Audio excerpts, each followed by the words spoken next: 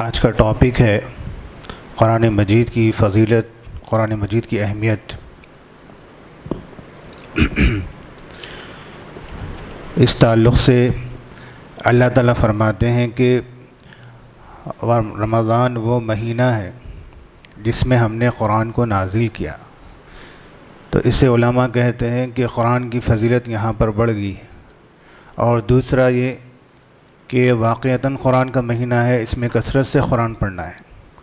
صحابہ کرام رضی اللہ عنہم کے بارے میں آتا ہے کہ وہ رمضان میں سارے کام، سارے کاروبار چھوڑ دیتے اور قرآن کو زیادہ سے زیادہ کثرت سے پڑھتے، یہاں تک کہ کوئی ایسے بھی ہیں جو 3 دن میں ایک قرآن ختم کرتے، اور کمپٹیشن ہوتا آپس میں، اور کوئی گفتگو دنیاوی نہیں کرتے۔ صرف گفتگو اگر ہوتی تو مسجدوں میں پوچھتے کہ تمہارے کتنے پارے ہوئے آج تم نے کتنا قرآن ختم کیا۔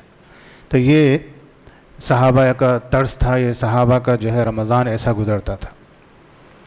اب میں چند باتیں قرآن کے بارے میں مزید وہ بتلاتا ہوں جو آج سمجھنے کی ضرورت ہے۔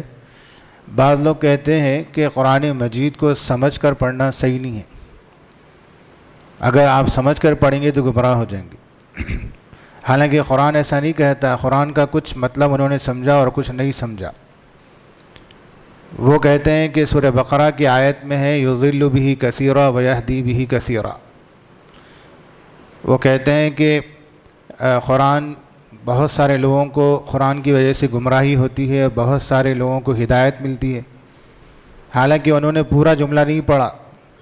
آگے اللہ تعالیٰ فرما رہی بات تو صحیح ہے کہ قرآن ذریعہ بنتا ہے گمراہی کا اور قرآن ذریعہ بنتا ہے ہدایت کا، لیکن گمراہی کس کے لیے لکھی جاتی ہے؟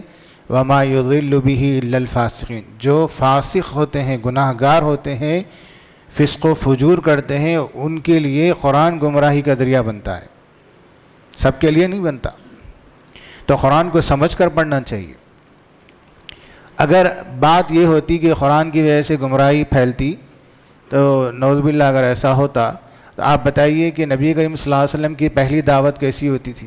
اگر کوئی قوم یا کوئی فرد، کوئی بھی آدمی آتا اسلام قبول کرنے یا اسلام کی انکوائری کے لیے، معلومات کے لیے، تو نبی کریم صلی اللہ علیہ وسلم کیا احادیث پیش کرتے تھے؟ نہیں، بلکہ نبی کریم صلی اللہ علیہ وسلم قرآن کی آیتیں پڑھ کر ان کو سناتے تھے اور اسی سے وہ اسلام قبول کرتے تھے۔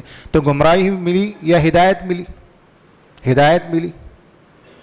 تو اصل بات یہ ہے کہ قرآن مجید کو سمجھ کر پڑھنا چاہیے۔ ہاں، یہ بات کو سامنے رکھے کہ قرآن کو منمانی سمجھ کر پڑھنا نہیں ہے، تعویلات کر کے، اس کے اندر توڑ موڑ کے، اپنی طرف سے اپنی رائے پیش کر کے، جیسے بہت ساری تفسیریں ملیں گی آپ کو اردو میں، بلکہ عربی میں بھی ملیں گی آپ کو، جس میں یہ ہے کہ بہت سارے لوگ اردو میں جو ہے تفسیریں لکھی ہے، اس میں کہا کہ میری رائے یہ ہے۔ کسی کو رائے دینے کا حق نہیں ہے قرآن میں۔ قرآن کا طریقہ یہ ہے کہ سب سے پہلے یہ کہ قرآن کو قرآن سے پیش کرو۔ مثال کے طور پر ایک آیت ہے قرآن کی، تو اس کی تفسیر قرآن ہی سے کی جائے، دوسری آیت سے کی جائے۔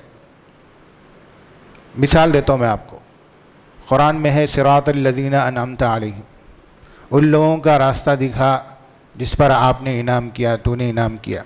تو اب یہ راستہ کون سا ہے؟ آپ کو قرآن ہی سے تفسیر مل رہی ہوئی، قرآن سے لینا ہوگا۔ تو 5ویں پارے میں اس کا جواب دیا گیا ہے کہ وہ راستہ کون سا ہے، کن کا ہے؟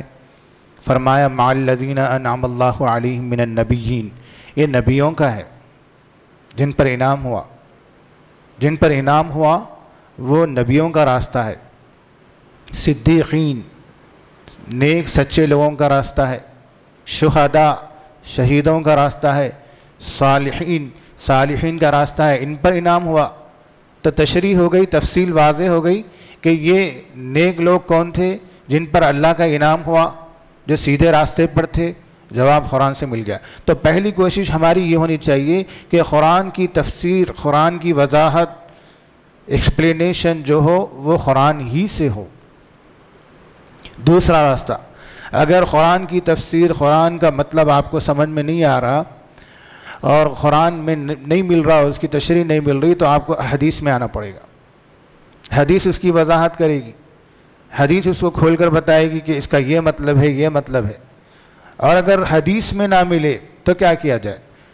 تو صحابہ کا طرز دیکھا جائے، اور اگر صحابہ کے الفاظ بھی نظر نہ آئیں تو تابعین کے پاس جائیں، تابعین میں نظر نہ آئے تو تبع تابعین یعنی سلف صالحین جس کو ہم کہتے ہیں، اس کے بعد بھی نظر نہ آئے اس کا مطلب، تو پھر علماء جو اچھے قسم کے اور نیک صالح علماء ہیں وہ بتلائیں گے کہ اس کا یہ مطلب ہے، یہ آخری شکل ہے۔ ورنہ ہر چیز میں آپ آیت کا یہ مطلب ہے، میری طرف سے یہ رائے ہے، فلاں ہے، اس کی کوئی گنجائش نہیں ہے۔ تو بولنے کا مطلب یہ ہے کہ قرآن کریم کو سمجھنا ہے، لیکن وہ تفسیر سے سمجھنا ہے جو بالکل آتھنٹک ہو، جو قرآن کی تشریح قرآن سے ملتی ہو یا پھر حدیث سے ملتی ہو یا پھر نیک صحابہ سلف صالحین وغیرہ ان سے ملتی ہو۔ تو گمراہی ان لوگوں کو ملتی ہے جو فاسق ہوتے، ورنہ قرآن کسی کو گمراہ نہیں کرتا۔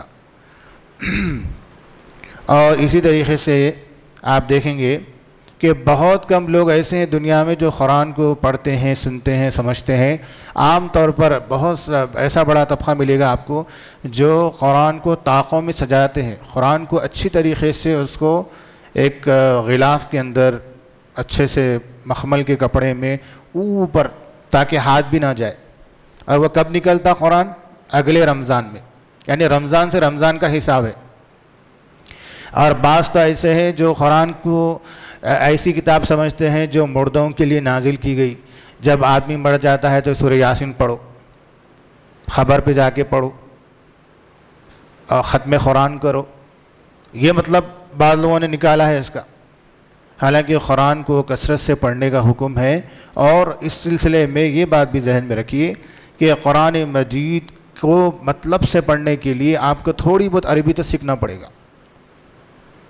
علماء اس کی ایک بہترین مثال دیتے ہیں، کہتے ہیں کہ اگر مثال کے طور پر آپ کو سعودی عرب میں جانا ہے جاب کے لیے، اور وہاں سے آپ کو عربی ڈاکومنٹ بھیجے گئے، آپ کو فل اپ کرنا ہے، اب آپ کیا کرتے؟ مسجد کے امام صاحب کے پاس جائیں گے، کسی عالم کے پاس جائیں گے، ان کو پکڑیں گے نا، بھائی ذرا بتائیے اس کا مطلب کیا ہے، اور کیا بتائیے، اور اس کے اندر کوئی ڈیپ میں بات ہے تو بتائیے۔ کوشش کرتا نہیں کرتا آدمی۔ تو ویسے ہی اب جب علماء اس کی ہیلپ کرتے ہیں اور پھر اس کے بعد وہ سعودی عرب پہنچ جاتا ہے، اگر اس کے اندر ذرا بھی کمی رہ گئی فل اپ کرنے میں یا کچھ خرابی آ گئی، خلل آ گیا، تو وہ ریجیکٹ ہو جاتا ہے، انٹری نہیں ہوتی سعودی عرب، واپس ہو جاتا ہے۔ ٹھیک ویسے ہی یہ جو قرآن ہے یہ جنت کے لیے ڈاکومنٹ ہے۔ اب اس کو سیکھنا ہے آپ کو، میں نہیں سیکھوں گا، میں نہیں سمجھوں گا، یہ میری لینگویج نہیں ہے، یہ میری ٹنگ نہیں ہے، ایسی بات نہیں ہے۔ اگر آپ یہ نہیں سیکھتے تو پھر وہ جنت کے لیے رکاوٹ بنے گی جانے میں، وہاں انٹری نہیں ہوگی کیونکہ ڈاکومنٹ برابر نہیں ہے آپ کے فل اپ کرے ہوئے۔ سمجھ گئے آپ کی مثال دی گئی ہے۔ تو قرآن کو سمجھنا اور اس کو پڑھنا اور اس کو جو ہے اس پر عمل کرنا یہ بہت ضروری۔ اسی طریقے سے ایک حدیث ملتی ہے، اللہ کے رسول صلی اللہ علیہ وسلم فرماتے ہیں کہ قرآن کی فضیلت کے سلسلے میں لا حسد الا فی اثنتین، اگر آپ کو حسد کرنا ہے تو صرف دو لوگوں سے حسد کرنا جائز ہے۔ ایک وہ جو رات دن قرآن پڑھتا ہے، یعنی صرف قرآن پڑھتا نہیں بلکہ سمجھ کر پڑھتا ہے، ترجمے سے پڑھتا ہے، مطلب سے پڑھتا ہے، اور اس کی نیت ہوتی ہے عمل کرنے کی، ایک جذبے سے پڑھتا ہو، تو ان پر حسد کرنا جائز ہے، یہ حسد گناہ نہیں ہے۔ اور دوسرا وہ جو اللہ تعالیٰ نے اس کو مال دیا اور اللہ کے راستے میں وہ خرچ کرتا ہے رات دن، تو اس پر حسد جائز، ورنہ کسی اور چیز پر حسد جائز نہیں، کسی اور پر جائز نہیں۔ اسی طریقے سے قرآن مجید کی ایک مشہور آیت جو فضیلت میں آتی ہے، اللہ تعالیٰ فرما رہے انا نحن نزلنا الذکر و انا لہ لحافظون، بے شک ہم نے اس قرآن کو نازل کیا اور ہم ہی اس کی حفاظت کرنے والے ہیں۔ اور واقعتاً اللہ تعالیٰ نے حفاظت کا ذریعہ بھی بنایا ہے۔ آپ دیکھیں گے نابینا، بینا، بچہ، بڑا، بوڑھا سب حافظ بن رہے ہیں ماشاءاللہ، اور یہی جو ہے ذریعہ ہے حفظ کو، قرآن کو باقی رکھنے کا۔ اور اگر پچھلی کتابوں کی طرح اگر اللہ تعالیٰ ذمہ داری نہیں لیتا، جیسا تورات کی اللہ نے ذمہ داری حفاظت کی نہیں لی، انجیل کی نہیں لی، زبور کی نہیں لی، اور بھی صحیفے نازل ہوئے اس کی نہیں لی، تو حشر یہ ہوا کہ اس کے اندر خلط ملط ملاوٹ مکسر کیا گیا، اس کو مکس اپ کر کے پیش کیا گیا، تو صحیح کیا ہے غلط کیا ہے کوئی اندازہ ہی نہیں کر سکتا، لہٰذا لوگ گمراہ ہو گئے اس سے، ان کتابوں کو پڑھنے سے، زبور اور تورات اور انجیل بائبل جس کو بولتے ہیں، وہ پڑھنے سے گمراہ ہو جاتے لوگ۔ اور الحمدللہ مسلمانوں کے لیے اور خاص طور پہ نبی صلی اللہ علیہ وسلم کی امت کے لیے بہترین قرآن تحفہ ہے کہ اس کے اندر کوئی ملاوٹ ہوئی نہیں آج تک، نہ کوئی کر سکتا قیامت تک۔ تو یہ اللہ کا بہت بڑا فضل ہے کہ اللہ نے خود اپنے طور پر اپنے سر پہ ذمہ داری لی ہے اس کی حفاظت کی۔ اب آگے ایک اور آیت مشہور ہے قرآن مجید کی فضیلت سے متعلق، وہ یہ کہ افلا یتدبرون القرآن، کیا لوگ قرآن پہ غور و فکر نہیں کرتے؟ وَلَوْ كَانَ مِنْ عِنْدِ غَيْرِ اللَّهِ، اگر یہ قرآن کسی اور یعنی غیر اللہ کی طرف سے نازل ہوتا، اللہ سے ہٹ کے کوئی اور اس کو نازل کرتا، لَوَجَدُوا فِيهِ اخْتِلَافًا كَثِيرًا، تو بہت سارے اختلافات پاتے آپ۔ لیکن الحمدللہ آپ دیکھیں گے حدیث کے اندر اختلاف ہو سکتا ہے، کسی امام کے نزدیک یہ حدیث جائز ہے صحیح ہے، کسی کے نزدیک صحیح نہیں ہے، کسی کے نزدیک کچھ ہے۔ اسی طریقے سے اور بھی چیزوں میں آپ دیکھیں گے اختلافات ہیں، لیکن قرآن میں سب جمع ہو جاتے، شیعہ سنی کوئی بھی مسلک کا آدمی، اس میں کوئی اختلاف نظر نہیں آتا الحمدللہ۔ تو اس پر غور و فکر کرو بر اللہ تعالیٰ، افلا یتدبرون القرآن ام علی قلوب اقفالها، کیا تم قرآن پر غور و فکر نہیں کرتے؟ کیا تمہارے دلوں پر مہر اسٹیمپ لگ گیا؟ یہ کہا جا رہا، جھجوڑا جا رہا کہ قرآن پہ غور و فکر کرو، معنی مطلب سے پڑھو۔ پھر ایک اور روایت، اللہ کے رسول صلی اللہ علیہ وسلم فرماتے ہیں اہل اللہ کون ہے، یعنی اللہ والے۔ اللہ والوں کا مطلب کیا سمجھتے ہیں ہم؟ جن کے کپڑے پھٹے پرانے حالت ڈالنے کے بیٹھے ہوئے مولانا صاحب، وہ نہیں۔ نبی کریم صلی اللہ علیہ وسلم سے سوال ہوا، صحابہ نے پوچھا من ہم یا رسول اللہ صلی اللہ علیہ وسلم، کہ وہ لوگ کون ہیں، اللہ والے کون ہیں؟ فرمایا کہ اللہ والے وہ ہیں جو قرآن والے ہیں، یعنی قرآن کے پڑھنے والے ہیں، سمجھنے والے ہیں، غور و فکر کرنے والے ہیں۔ وَخَاصَّتُهُ، یہ اللہ کے خاص بندے ہیں قرآن والوں کے لیے۔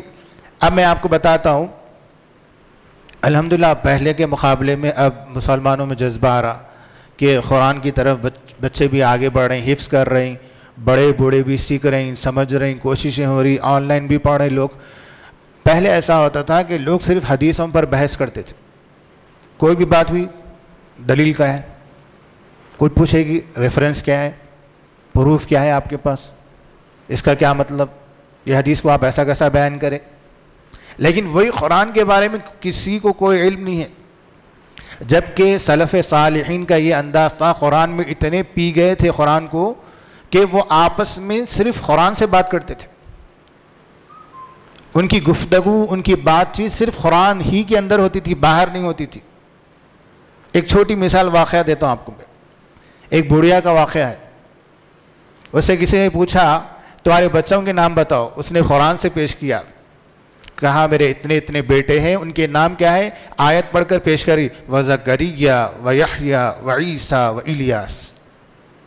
کیسے بچے ہیں؟ جواب دے رہی قرآن سے، کل من الصالحین، سب نیک بچے ہیں، صالحین کا مطلب نیک۔ پھر آگے پوچھتے اور بچوں کے نام، کہا واسماعیل والیسع ویونس ولوطا۔ کیسے ہیں یہ؟ وکلا فضلنا علی العالمین، اللہ نے دنیا میں ان کو بڑی فضیلت دی ہے، آیت سے بات کر رہی ہے۔ اتنے پی گئے تھے قرآن کو، اتنے ڈیپ میں غوطے لگائے تھے وہ لوگ، اور آج ہم قرآن کو چھوڑ دیے حدیثوں میں۔ خیر حدیث بری بات نہیں ہے، حدیثوں سے بڑے فائدے ہوئے لوگوں کے عقیدے درست ہوئے، اور حدیثیں سیکھنا اور اس کے اندر ڈیپ میں جانا اور اس کے ریفرنسز لینا اور اس کو کوٹ کرنا، یہ بہت بڑا کام ہوا یہ بھی۔ ورنہ صرف ایسا تھا پہلے، آج سے چند سال پہلے کوئی مفتی صاحب کوئی فتویٰ دیتی ہے، بس ختم، ایمان لا لیا اس پہ، کوئی بحث نہیں ہوتی تھی، صاحب بولتی ہے ختم، اب آگے پیچھے انہوں جانے اللہ جانے، ہم کو مطلب کیا ہے، فتویٰ مل گیا ختم۔ لیکن آج الحمدللہ جذبہ آ رہا، جوان بچے بھی جو ہے سوالات کرتے، نہیں ایسا نہیں مانتے ہم، آپ آپ بڑے مولانا ہیں، واقعی احترام کے لائق ہے، لیکن آپ اس کا مطلب بتائیے، ہم کو دلیل چاہیے۔ تو ویسے میں کہنا چاہ رہا ہوں کہ قرآن مجید سے بھی آپ دلائل لیجئے، کیونکہ حدیث سے بڑھ کے قرآن ہے، حدیث بعد میں ہے، قرآن پہلے۔ قرآن سے دلائل پوچھو آپ، اللہ تعالیٰ نے یہ کہا، اچھا اس کا کیا مطلب ہے، دلیل لائیے، اس کا پروف چاہیے ہم کو، آیت کوٹ کیجئے آپ، اس کے بعد پھر حدیث لیجئے، ضرور لیجئے آپ۔ تو قرآن کا شوق اور ذوق بڑھائیے۔ اسی طریقے سے ایک مشہور روایت ہے، اللہ کے رسول صلی اللہ علیہ وسلم فرماتے ہیں کہ قرآن مجید کا ایک ایک حرف اس کی کیا نیکیاں ہیں، کتنی نیکیاں ہیں؟ فرمایا کہ ایک حرف اگر آپ تلاوت کرتے ہیں تو 10 نیکیاں ہیں۔ اب اس کو تصور کیجئے، اگر یہ پیسوں میں کنورٹ کیا جائے تو کتنے بنتے ہوں گے، اور لوگوں کو کہا جائے کہ تم یہ اتنا پڑھو تو اتنے تم کو ڈالر ملیں گے، اتنے، تو تب آئیں گے لوگ۔ یعنی اتنی بڑی اہمیت، اتنی بڑی فضیلت ہے۔ اللہ کے نبی فرما رہے ہیں کہ تم الف لام میم کو ایک حرف مت سمجھو، یہ 3 حرف ہے، اور 3 حرف کے 30 نیکیاں لکھے جاتے، اس کی ہمیں بتلائی جا رہی۔ اور آگے فرمایا نبی کریم صلی اللہ علیہ وسلم نے کہ قرآن مجید سفارشی بن کر آئے گا، جبکہ قیامت کا نقشہ جو ہے پارے 29 پارے 30 میں آپ دیکھیں گے کہ وہاں پر کوئی سفارشی نہیں ملے گا آپ کو قیامت کے دن۔ باپ بیٹے کو بھول جائے گا، بیٹا باپ کو بھول جائے گا، ماں بیٹی سب بھاگیں گے ایک دوسرے سے، ایک ایک نیکی کو ترسیں گے، کوئی ایک دوسرے کو پہچانے گا نہیں، کوئی رشتہ باقی نہیں رہے گا ایک معنی میں۔ لیکن قرآن ایک ایسی نعمت ہے جو دنیا میں پڑھ کر گیا تھا، وہ سمجھ کر گیا تھا، اس پر عمل کیا تھا، صرف حافظوں کے لیے نہیں ہے یہ۔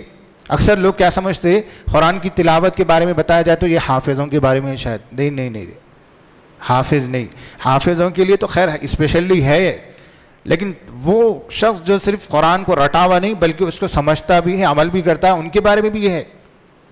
تو قیامت کا نقشہ یہ کھینچا گیا کہ وہاں تو نفسا نفسی ہوگی، کوئی کسی کا ساتھ نہیں دے گا، لیکن سفارش اگر کوئی بن کر آ سکتا تو وہ قرآن مجید بن کر آ سکتا، سفارش بن کر آئے گا، اور جھگڑا بھی کرے گا، کہا گیا قرآن میں، اللہ سے جھگڑے گا کہ فلاں بندہ مجھے یہ پڑھتا تھا، اس آیت کو، اس سورے کو، خاص طور پہ سورہ ملک کے بارے میں مشہور ہے۔ سورہ ملک اگر کوئی شخص رات میں سونے سے پہلے پڑھتا ہے، اور وہ 30 آیتیں، اگر اس کو آپ یاد کر لیے تو اور اچھا ہے، تو وہ سورہ ملک قیامت کے دن حجت بن کر آئے گا۔ اور اسی طریقے سے خبر کے اندر وہ عذاب خبر کو روکنے والا بنے گا۔ کتنی بڑی بات ہے، خبر کے عذاب سے بعض صحابہ بھی نہیں بچے، اللہ حفاظت فرمائے۔ میں صحابہ کی توہین نہیں کر رہا، خبر کا عذاب برحق ہے، چھوٹے چھوٹے گناہوں پر بھی خبر کا عذاب ہوتا ہے، لیکن اللہ کے رسول بشارت دے رہے ہیں کہ جو سورہ ملک کو یاد کرتا ہے یا پڑھتا ہے کم از کم، اور رات میں سونے سے پہلے پڑھتا ہے، تو پھر وہ خبر کے عذاب سے محفوظ ہو جاتا ہے۔ اور قرآن خبر میں ہمارا ساتھی بن رہا، کتنی بڑی بات ہے۔ آپ خبر کی حوالناکی کو سوچئے ذرا، تصور میں لائیے کہ جہاں پر اندھیرا ہی اندھیرا ہے، تاریکی ہے، کوئی پوچھنے والا نہیں، سب مٹی میں ڈال کے چلے گئے واپس الٹے پاؤں، لیکن قرآن آپ کا ساتھی بنا ہوا ہے۔ کتنی بڑی دولت ہے یہ، تو قرآن کی اہمیت کو سمجھیے۔ پھر آگے فرمایا کہ وَإِنَّهُ لَتَنزِيلُ رَبِّ الْعَالَمِينَ، قرآن کو ایک معمولی کتاب مت سمجھو۔ اللہ تعالیٰ اس کے بارے میں قرآن کو سمجھا رہے ہیں، کس طریقے سے سمجھا رہے ہیں، دیکھیے سورہ شعراء میں ہے وَإِنَّهُ لَتَنزِيلُ رَبِّ الْعَالَمِينَ، یہ جو قرآن تم کو نظر آ رہا ہے، یہ رب العالمین جو سارے جہانوں کا رب ہے اس کی طرف سے نازل کیا ہوا ہے۔ یہ پہلا پوائنٹ۔ دوسرا پوائنٹ، نزل بہ الروح الامین، روح الامین کون ہے؟ جبریل علیہ السلام۔ جبریل علیہ السلام اس کو لے کر نازل ہوئے، یعنی تمام فرشتوں میں جو سردار ہے فرشتوں کے، وہ لے کر آئے ہیں اس کو۔ تیسرا پوائنٹ، علی قلبک، اے نبی صلی اللہ علیہ وسلم آپ کے دل، مبارک دل پر یہ نازل جو ہوا ہے، آپ کے دل کو چنا گیا، کسی معمولی دل کو نہیں چنا گیا، آپ کے دل پر نازل ہوا۔ اس کے بعد فرمایا بلسان عربی مبین، چوتھا پوائنٹ کہ یہ عربی زبان میں ہے۔ اور عربی زبان میں کیوں ہے؟ کیونکہ یہ عربی بہت آسان ہے، آسان زبان ہے، اس میں اللہ تعالیٰ نے نازل کیا۔ تو اس طریقے سے 4 پوائنٹ اللہ تعالیٰ پیش کر کے کہہ رہے ہیں کہ یہ قرآن کو معمولی کتاب مت سمجھو، یہ آسمانی کتاب ہے، آسمان سے نازل ہوئی اور اس طریقے سے نازل ہوئی۔ اسی طریقے سے اللہ تعالیٰ ایک جگہ چیلنج کر رہے ہیں قرآن میں، بہت سی جگہ چیلنج کرے اللہ تعالیٰ، اس میں سے ایک چیلنج اللہ کا یہ ہے قُلْ لَئِنِ اجْتَمَعَتِ الْإِنسُ وَالْجِنُّ۔ اس زمانے میں نبی صلی اللہ علیہ وسلم کے زمانے میں شعر شاعری کا بڑا زور تھا، ہر کوئی شاعری پیش کر رہا، ایک سے ایک شاعری عربی میں۔ اللہ تعالیٰ اس کے توڑ پہ ایک چیلنج پیش کر رہے ہیں، قُلْ لَئِنِ اجْتَمَعَتِ الْإِنسُ وَالْجِنُّ۔ اے نبی آپ صلی اللہ علیہ وسلم کہہ دیجئے اگر پورے انسان اور پورے جنات مل کر اکٹھے ہو جائیں، جمع ہو جائیں، عَلَىٰ أَن يَأْتُوا بِمِثْلِ هَذَا الْقُرْآنِ، اس طریقے کا قرآن بنانے کے لیے، لانے کے لیے، لَا يَأْتُونَ بِمِثْلِهِ، ایسا کوئی مثال پیش نہیں کر سکتے۔ وَلَوْ كَانَ بَعْضُهُمْ لِبَعْضٍ ظَهِيرًا، اگرچہ کہ وہ انسان اور جنات سب ایک دوسرے کے مددگار بن جائیں، ایک دوسرے کے ساتھی اور مددگار بن جائیں، تب بھی جا کر کے وہ ایک چھوٹی آیت بھی پیش نہیں کر سکتے۔ اِنَّا أَعْطَيْنَاكَ الْكَوْثَرَ جیسی آیت پیش نہیں کر سکتے۔ لوگوں نے بڑی کوششیں کی ہے قرآن جیسی آیت بنانے کی، لیکن کوئی اس کے اندر نہ مزہ ہے، نہ سینس ہے، نہ مطلب ہے، نہ کچھ ہے۔ تو قرآن میں جو تاثیر اللہ نے رکھی ہے، جو اللہ کا خاص کلام ہے، اس کا کوئی چیلنج، کوئی مقابلہ قیامت تک نہیں کر سکتا۔ اسی طریقے سے قرآن کے بارے میں آتا ہے کہ قرآن یا ایھا الناس قد جاءتکم موعظۃ من ربکم، اے لوگو غور سے سنو، قد جاءتکم موعظۃ من ربکم، تمہارے رب کی طرف سے یہ نصیحت ہے قرآن، وشفاء لما فی الصدور، سینوں کے اندر جو برائیاں ہیں، جو بیماریاں ہیں، اس کے لیے شفا ہے یہ، وہدی ورحمۃ للمؤمنین، یہ ہدایت کا ذریعہ ہے، یہ رحمت ہے مومنوں کے لیے۔ قل، آپ کہہ دیجئے، بفضل اللہ، یہ اللہ کے فضل سے ہے، وبرحمتہ، اس کی رحمت سے ہے، فبذالک فلیفرحوا، چاہیے کہ اس پر تم خوش ہو جاؤ، خوشی مناؤ۔ قرآن اگر کوئی حافظ بنتا ہے اس پر خوشی منانا چاہیے، قرآن کا اگر کوئی عالم بن جائے اس پر خوشی منانا چاہیے، اللہ تعالیٰ کہہ رہے ہیں خوشی مناؤ۔ ہوا خیر مما یجمعون، یہ کتاب اتنی بہترین کتاب ہے ان چیزوں سے جو لوگ اکٹھا کر رہے ہیں۔ لوگ کیا کیا اکٹھا کر رہے ہیں بتائیے؟ لوگ ڈالر اکٹھا کر رہے ہیں، لوگ بلڈنگیں جمع کر رہے ہیں، لوگ مال بینک بیلنس کے پیچھے پڑے ہوئے ہیں، لوگ دنیا کے پیچھے پڑے ہوئے ہیں۔ اللہ تعالیٰ کہہ رہے ہیں اس کے مقابلے میں یہ بہتر ہے قرآن۔ تو قرآن کی اتنی بڑی فضیلت ہے، اور قرآن کے بارے میں جو قرآن کو پڑھتا تھا رات دن، اور وہ سمجھ کر پڑھتا تھا یا یاد کرتا تھا، جو بھی شکل تھی، قیامت کے دن اس کا درجہ یہ ہوگا کہ فرشتوں کی صف میں اللہ تعالیٰ اس کو کھڑا کرے گا، عام صفوں میں کھڑا ہوا نہیں رہے گا وہ۔ اور قیامت کا منظر یہ بتایا گیا ہے کہ جب حافظ قرآن ہوگا یا قرآن پر عمل کرنے والا ہوگا تو اس کے بارے میں اللہ تعالیٰ فرمائیں گے کہ قیامت کے دن حافظ سے کہیں گے کہ تو چڑھتا جا اوپر، کیونکہ 100 منزلہ بلڈنگ ہے جنت، 100 فلورز ہے اس کے اندر۔ اب اللہ تعالیٰ حافظ قرآن یا جو بھی قرآن کو پڑھنے والا ہے اس کو کہیں گے کہ اوپر چڑھتا جا، چڑھتا جا، اور قرآن پڑھتا جا، پڑھتا جا، جہاں تیری آخری آیت ہوگی والناس، وہاں تیرا ٹھکانہ ہوگا۔ دیکھ رہے ہیں آپ قرآن کتنی بڑی اہمیت والی کتاب ہے۔ اور اسی طریقے سے فرمایا کہ قرآن کو اگر کوئی سنت اور نفل نماز کے لیے ٹھہرتا ہے، اور کوئی وہ دوسرا شخص جو قرآن کو لے کر پڑھتا ہے، دونوں میں کون زیادہ فضیلت والے ہیں؟ فرمایا کہ سنت نفل یہ بھی عبادت ہے، لیکن اس سے بڑی عبادت قرآن والی ہے، یہ زیادہ فضیلت والا ہے۔ قرآن کی تلاوت کرنے والا نفل نماز سے بہتر ہے کہ آپ تلاوت کریں۔ پھر اللہ کے رسول کے بارے میں فرمایا کہ یتلو علیہم آیاتہ، آپ کو 4 کام دے کر دنیا میں بھیجا گیا نبی صلی اللہ علیہ وسلم کو۔ پہلی چیز یتلو علیہم آیاتہ، آپ لوگوں پر آیتیں پڑھ کر سنائیں، تلاوت کریں۔ ویزکیہم، لوگوں کے دل کو پاک و صاف کریں شرک سے، بدعت سے، گمراہی سے، خرافات سے، جہالت سے۔ ویعلمہم الکتاب، آپ کتاب کی تعلیم دینے والے بنیں، لوگوں کو تعلیم دیں، قرآن کی، والحکمہ اور حدیث کی تعلیم دے۔ یہ 4 کاموں کے لیے نبی کریم صلی اللہ علیہ وسلم کو بھیجا گیا۔ پھر ہمارا کام کیا ہے؟ علماء کہتے ہیں کہ امت کا کام یہ ہے، امتیوں کا کام یہ ہے کہ وہ بھی 4 کام کریں۔ پہلا کام کیا کریں؟ پڑھنا، قرآن کو پڑھنا۔ دوسرا، قرآن کو فالو کرنا۔ تیسرا، قرآن کے اوپر غور و فکر کرنا۔